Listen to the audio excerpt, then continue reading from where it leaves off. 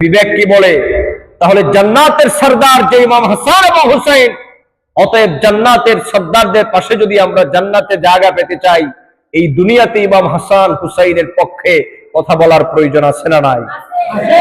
আস্তে করে নামাজ দিয়ে বলেন আছে না নাই? এই জন্য কারবালার ময়দান থেকে ইসলাম দুই ভাগে ভাগ হয়েছে। একটা হচ্ছে ইয়াজিদি ইসলাম, আর একটা হচ্ছে হুসাইন ইসলাম। সুবহানাল্লাহ বলেন।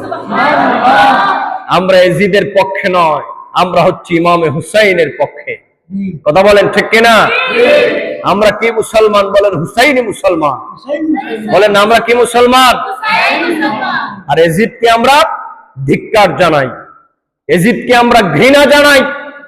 এই পৃথিবীর শ্রেষ্ঠ নরাধম, পৃথিবীর শ্রেষ্ঠ বেঈমান, এই ইয়াজিদের সাথে কোনো ইমানদার মুমিন মুসলমানের কোনো সম্পৃক্ততা থাকতে পারে না। আমি ইয়াজিদের ব্যাপারে বলবো ইনশাআল্লাহ ধারাবাহিক। তাহলে এই কথাটা আপনারা কি বুঝতে পারছেন? আমি তৃতীয়ত যে কথাটা বুঝাতে চাচ্ছি, আপনারা কিন্তু গভীর মনোযোগের সাথে বুঝেন। আমি আপনাদেরকে বাই সিকোয়েন্স বুঝাতে চাচ্ছি। প্রথম বুঝালাম নবীর আহলে বায়াত পরিবার কারা, দ্বিতীয়ত নবীর আহলে বায়াতের মর্যাদা, তৃতীয়ত এখন বুঝাতে চাচ্ছি নবীর আহলে বায়াতকে সাহাবায়ে কেরামগণ কেমন ভালোবাসতেন। কথা কি বুঝতেছেন আমার? ভালো করে খেয়াল করেন। হযরত ইমাম হাসান, ইমাম হুসাইন রাদিয়াল্লাহু তাআলা আনহু, যাদেরকে নবী বলেছেন সাইয়্যিদা শাবাবি আহলিল জান্নাত, তারা হচ্ছে জান্নাতের যুবকদের সরদার। হযরতে খাতুনে জান্নাত ফাতেমাতুজ জাহরার ব্যাপারে বলা হয়েছে, আল্লাহর হাবিব বলেছেন আল ফাতিমাতু সাইয়্যিদাতু নিসাই আহলিল জান্নাত। এই পৃথিবীর মধ্যে যত রমণীরা আছে, জান্নাতের মধ্যে সমস্ত নারীদের সরদার, সরদারিনী আল্লাহ পাক আমার খাতুনে জান্নাত ফাতেমাকে বানায় দিবেন। কোন সুবহানাল্লাহ। অতএব আমার যুবক বন্ধুরা, জান্নাতে যদি আমরা তাদের পাশে থাকতে চাই, ওগো মা বোনেরা, জান্নাতে যদি আমরা খাতুনে জান্নাতের পাশে থাকতে চাই, জান্নাতে যদি আমরা ইমাম হাসান হুসাইনের পাশে থাকতে চাই, মা বোনেরা আপনারা যদি হযরতে খাতুনে জান্নাতের পাশে থাকতে চান, দুনিয়ায় থাকতে তাদেরকে মহব্বত করা প্রয়োজন, তাদেরকে ভালোবাসার প্রয়োজন। তাদের মহব্বত সাহাবায়ে কেরামদের ভিতরে কেমন ছিল না আমার বন্ধুরা দেখেন।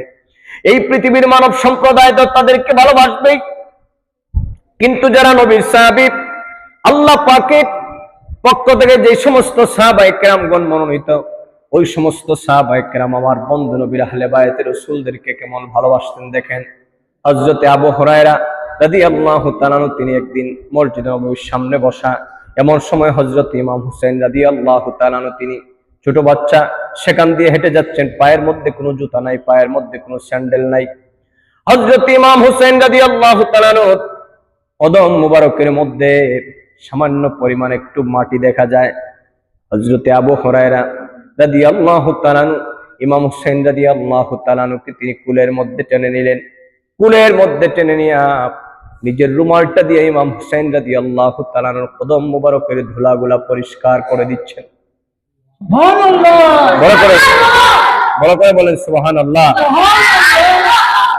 হযরত ইমাম হুসাইন রাদিয়াল্লাহু তাআলা আনহুর কদম মুবারকের ধুলা মুবারক কে পরিষ্কার করে দিচ্ছেন? যিনি হচ্ছেন আহলে সুফফার অন্যতম সদস্য, আল্লাহর হাবিবের পক্ষ থেকে যিনি সর্বাধিক হাদিস বর্ণনা করেছেন। আলেম ভাইরা জানেন, নবীজির পক্ষ থেকে যিনি সবচেয়ে বেশি হাদিস বর্ণনা করেছেন, তিনি হচ্ছেন হযরতে আবু হুরায়রা রাদিয়াল্লাহু তাআলা আনহু। সাহাবায়ে কেরামদের মধ্যে তিনি অনেক বয়োজ্যেষ্ঠ সাহাবী হযরতে আবু হুরায়রা। তিনি তার রুমালটা দিয়ে হযরতে আবু হুরায়রা আল্লাহ পাকের হাবিবের নাতি ইমাম হুসাইন রাদিয়াল্লাহু তাআলা কদম মুবারকের ধুলাগুলা পরিষ্কার করে দিচ্ছে। পার্শ্ববর্তী যে সাহাবায়ে কেরামগণ ছিলেন, সমস্ত সাহাবায়ে কেরামগণ বলতে লাগলেন, ওগো আবু হুরায়রা, আপনি তো বয়োজ্যেষ্ঠ একজন সাহাবী, একটা ছোট বাচ্চার পায়ের ধুলা কেন আপনি পরিষ্কার করে দিচ্ছেন? ভালো করে খেয়াল করো রে যুবক ও মুরব্বী বাবাজির, আহলে বাইতে রাসূলের মর্যাদা কেমন। সাহাবায়ে কেরামগণ আমার ইমাম হাসান হুসাইনকে কেমন ভালোবাসতেন। হযরত ইমাম হুসাইন রাদিয়াল্লাহু তাআলার ব্যাপারে সাহাবায়ে কেরামগণ বললেন, আবু হুরায়রা, এত ছোট বাচ্চার কদম মুবারকের ধুলা মুবারক গুলা তুমি তোমার রুমাল দিয়ে কেন পরিষ্কার করে দিচ্ছ, জানতে চাই। হযরতে আবু হুরায়রা চিৎকার দিয়ে বলেন, ওগো নবীর সাহাবীরা, আল্লাহর হাবিবের জবানে পাক থেকে আমি হযরত ইমাম হাসান, ইমাম হুসাইনের যে মর্যাদার কথা আমি শুনেছি, আল্লাহর হাবিবের নুরানি জবান মুবারক থেকে ইমাম হুসাইনের যেই মর্যাদার কথা আমি শুনেছি, আহলে বাইত রাসূলের যেই মর্যাদার কথা আমি শুনেছি, এই মর্যাদার কথাগুলা যদি পৃথিবীর মানব সম্প্রদায় জানতো, আমি আবু হুরায়রা তো আমার রুমাল দিয়া ইমাম হুসাইনের কদম মুবারক পরিষ্কার করে দিচ্ছি। যদি অন্যান্য সাহাবায়ে কেরাম আর পৃথিবীর মানব সম্প্রদায় যদি সেই কথাগুলা জানতো, রুমাল দিয়ে নয়, তাদের জিহ্বা দিয়ে ইমাম হুসাইনের কদমের ধুলাগুলা পরিষ্কার করে দিত। আল্লাহু আকবার বলেন, আল্লাহু আকবার।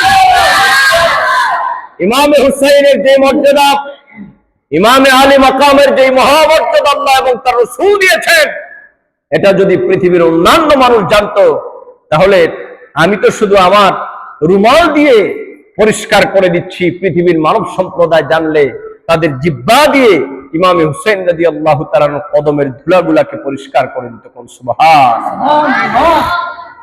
তাহলে বুঝতেছেন প্রিয় ভাই সব কত মহামর্যাদা আল্লাহ পাক ইমাম হাসান হুসাইন রাদিয়াল্লাহু তাআলাকে দান করেছেন। এইভাবে করে হযরতে হাসান রাদিয়াল্লাহু তাআলার মর্যাদা, খাতুনে জান্নাত ফাতেমাতুজ জাহরার মর্যাদা যদি বলতে চাই, সারা রাত চলে যাবে। আমি শুধুমাত্র উনাদের সামান্য একটু মাকাম এবং মর্যাদার কথা বলে কারবালার ঘটনার সামান্য একটু কথা আপনাদের সামনে বলবো ইনশাআল্লাহ। যেহেতু আমাকে বলা হয়েছে আহলে বায়াত রাসূলদের কথা বলার জন্য, এই জন্য আমি এই বিষয়টা বোঝাতে চাচ্ছি। আপনারা কি কথা বুঝতেছেন? একটু জিকির করেন, লা ইলাহা ইল্লাল্লাহ,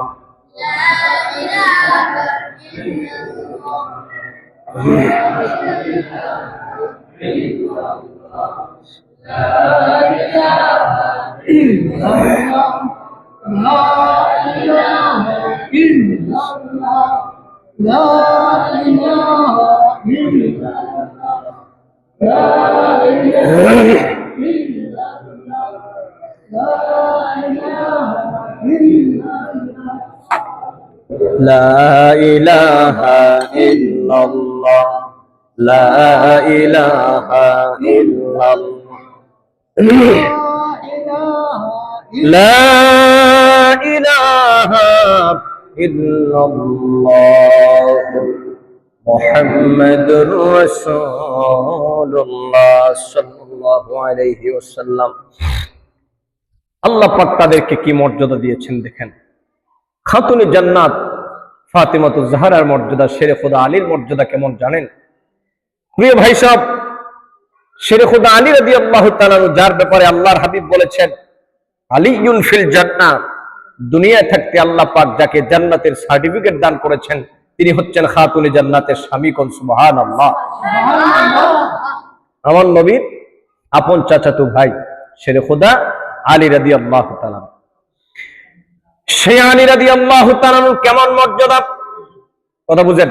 আমি চারজনের একটা মানকাবাত মর্যাদার কথা বলি, কথা বলিও না বাবারা।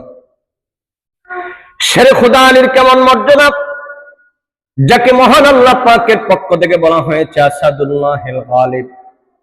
এই পৃথিবীর সমস্ত কাফের বেঈমানদের জন্য যাকে আল্লাহ পাক বাগ বানায় দিয়েছেন, তিনি হচ্ছেন হযরতে আলী। সুবহানাল্লাহ। আল্লাহ পাক তাকে কেমন ভালোবাসেন, আমার দয়াল নবী তাকে কেমন ভালোবাসেন। হযরতে শেরে খুদা আলী রাদিয়াল্লাহু তাআলা খায়বারের যুদ্ধ থেকে ফেরার পথে সাহামা নামক স্থানের মধ্যে, এই ঘটনা আপনারাও জানেন, আমি শুধু মর্যাদা বোঝানোর জন্য বলে দিচ্ছি।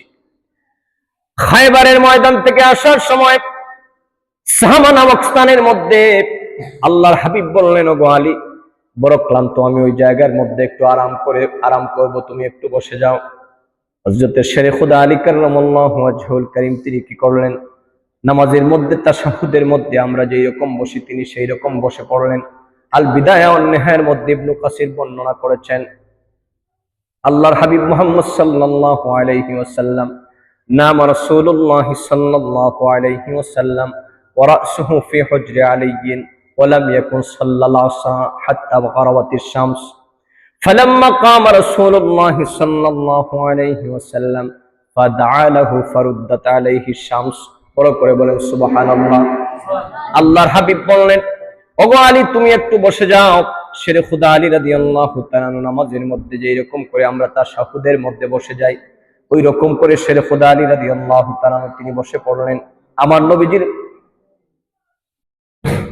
আমার নবীজির শের মুবারক শেরে খুদা আলী রাদিয়াল্লাহু তাআলা